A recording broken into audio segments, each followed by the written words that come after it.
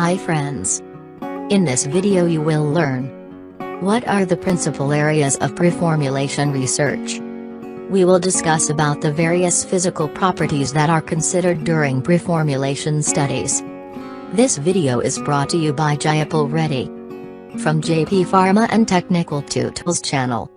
Please subscribe our channel before going to watch this video. Yes, coming to principal areas of preformulation research. Physicochemical properties of drug molecules influence the stability of formulations and bioavailability of drugs from the dosage forms. Therefore, these physicochemical properties along with other derived properties of drug powders must be well studied during the preformulation stage for the development of efficacious dosage forms. The objective of this phase is the quantitation of those physical-chemical properties that will assist in developing a stable, safe, and effective formulation with maximum bioavailability. This flow diagram lists the major areas of preformulation research in the order in which they are discussed in the following slide. First one is bulk characterization.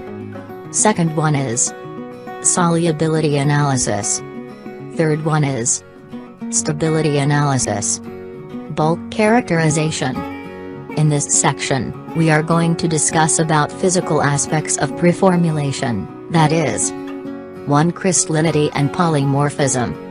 2. Hygroscopicity. 3. Fine particle characterization.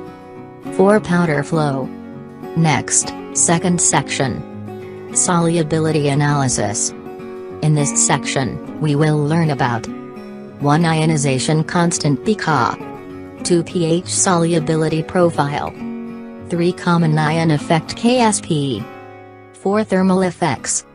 5. Solubilization. 6. Partition coefficient. 7. Dissolution.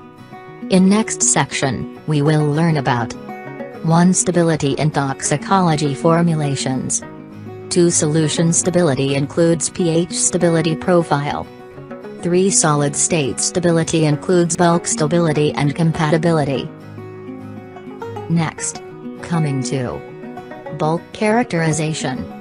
When a drug molecule is discovered, all the solid forms are hardly identified.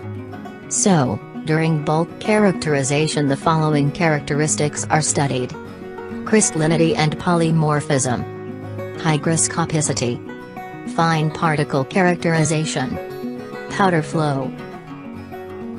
Here, we are going to discuss about crystallinity and polymorphism. Do you know about crystal habit and internal structure of the drug?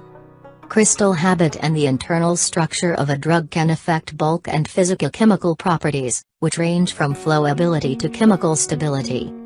Habit is the description of the outer appearance of a crystal, whereas the internal structure is the molecular arrangement within the solid. Characterization of a solid form involves 1. Verifying that the solid is the expected chemical compound. 2. Characterizing the internal structure, and then 3. Describing the habit of the crystal. The internal structure of a compound can be classified in a variety of ways. The first major distinction is whether the solid is crystalline or amorphous.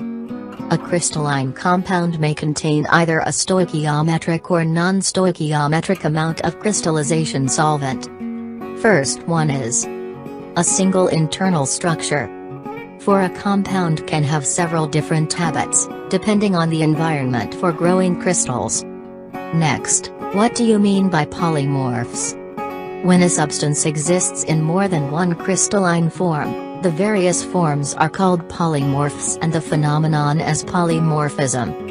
Here, you should know about non-stoichiometric adducts, such as inclusions or clathrates, involve entrapped solvent molecules within the crystal lattice.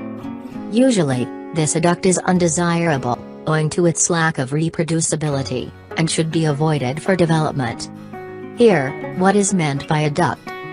An adduct is a product of a direct addition of two or more distinct molecules, resulting in a single reaction product containing all atoms of all components. This word is taken from the Latin adductus, means drawn toward. A stoichiometric adduct, commonly referred to as a solvate, is a molecular complex that has incorporated the crystallizing solvent molecules into specific sites within the crystal lattice. When the incorporated solvent is water, the complex is called a hydrate, and the terms hemihydrate, monohydrate, and dihydrate describe hydrated forms with molar equivalents of water corresponding to half, 1, and 2. A compound not containing any water within its crystal structure is termed anhydrous.